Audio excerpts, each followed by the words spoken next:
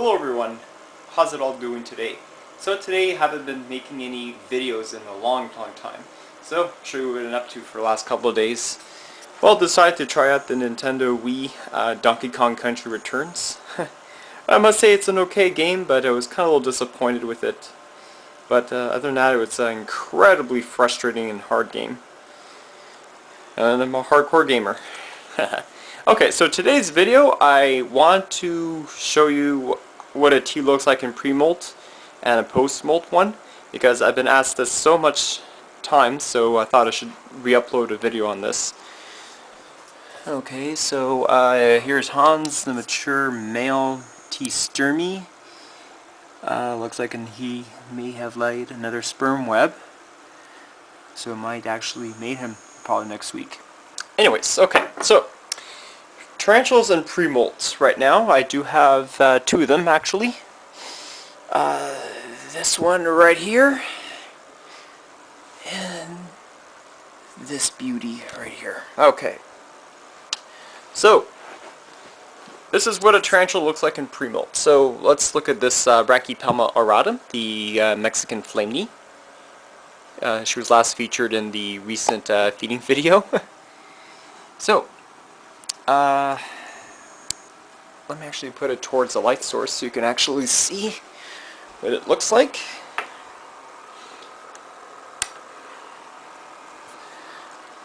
So if you note the abdomen, it's kind of not hard to miss it. You can actually see a blue-black bald spot on the abdomen. So that's a pure indication that's in pre-molt.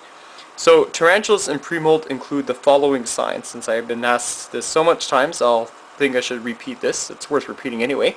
So you look for fading colors, that blue-black spot on the abdomen if it has a bald spot. You should notice that if a tarantula suddenly stops eating, this doesn't really include the G-rosea because of their normal fasting behavior.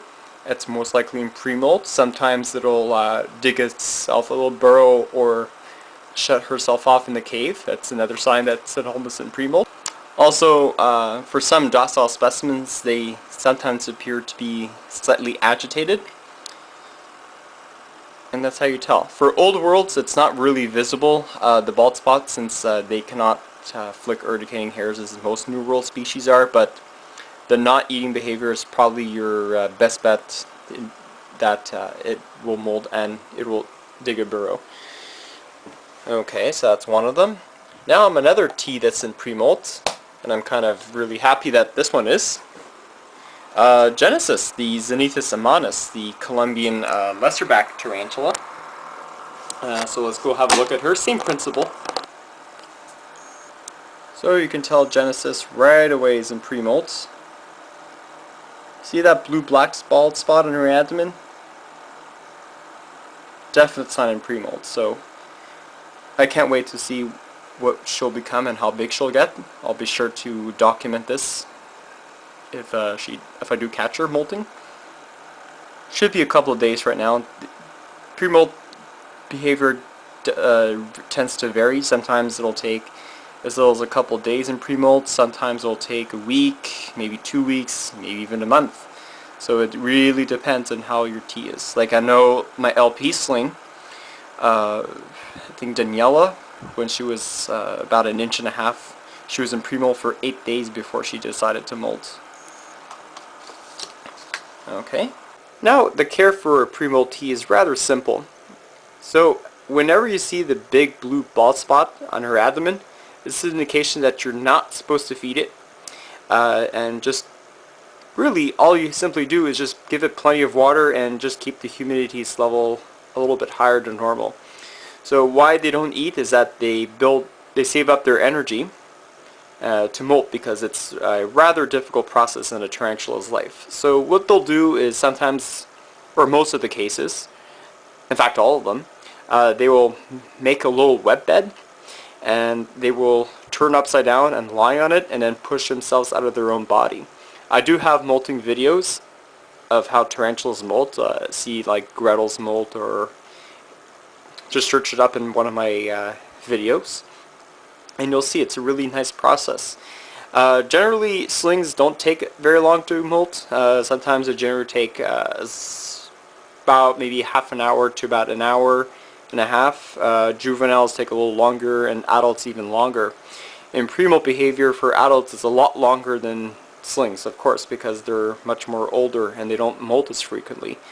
Sometimes a sling will molt in this year probably 4 times. Adults will probably molt maybe once or twice a year, depending on the species, of course. That's it. And bad molts do occur from time to time, albeit rare, but sometimes it's not always successful. Now, the freshly molted teas, I got 2 of them. They're freshly molted. 2 for 2, not bad. Okay, this one here, P. striata, Mysore ornamental. I pulled out the molt yesterday. So let's have a look at her. I don't know if you can see her way down there. Yeah, you could tell it's a lot brighter coloration than before. So I'm not sure if this is a female or a male. Could suspect that it's a female because my other one is a male. So like I said, for Poecilotheria species, look for bright colors as their slings. Usually those are the signs of females. Males, like my P. fasciata, tend to brown out. So that's one way to tell if it's a male or a female, at least for pokies anyway. Now for another sling that molted, and kind of caught me off guard on that one too. Here's another one that freshly molted. This is my Lasiodora klugi, the Bahia Scarlet Bird Eater. No wonder she hasn't been recently featured in one of my feeding videos. She wouldn't eat in front of the camera, and I came to see her last night and she molted. The molted skin is somewhere, but really can't really sex it unless I get a better molt, because this one was kind of destroyed. Other than that, it's a really beautiful tea. I will have to prepare another cage setup for her. Pretty much is going to go into a little small deli container like Genesis. So I'll be sure to film the rehouse video on that, and pretty much that's it. So you can see freshly molted, they're a lot brighter than what they appear to be. So at this stage, you wait about a week after they molt, because tarantulas are very soft-bodied and very vulnerable at this stage. So if you give a cricket now, especially right after it molted, you could cause a lot of fang damage from the spider, and since the tarantula is very vulnerable and it's very soft, the cricket might actually chew on it. So it's very dangerous.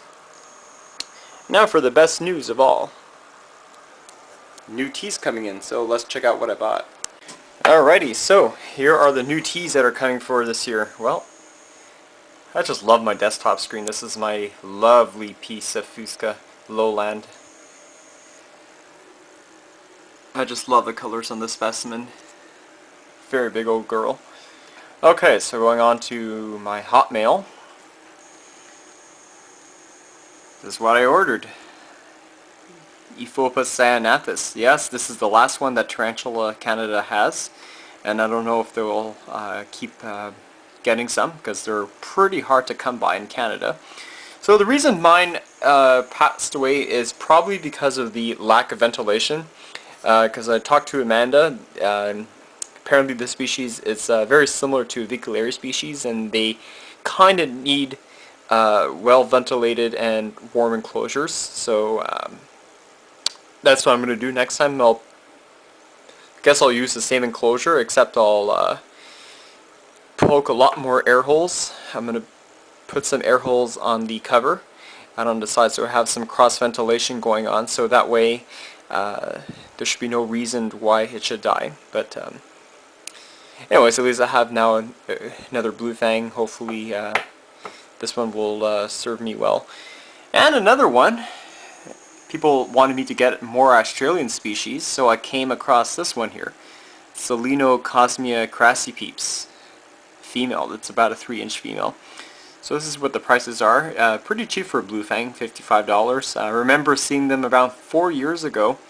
About the same size, a half an inch, they were like $85. So this is a really great price. And for a 3-inch female, as Crassy Beeps. You know, it really can't go wrong here. So I decided to buy this because this is my total, because of the taxes, GST and PST.